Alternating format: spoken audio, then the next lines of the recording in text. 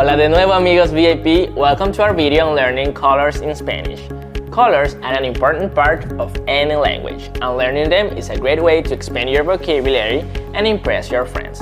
In this video, we are going to explore the main colors in Spanish and give you some tips on how to use them correctly. So, manos a la obra. The color red. Rojo. Rojo.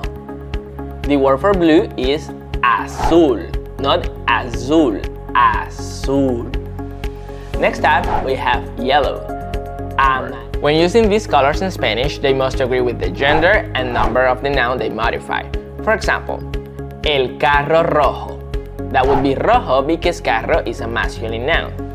But la casa roja changes because in that case, casa is a feminine noun. Remember, it only changes when the color ends in O, like rojo.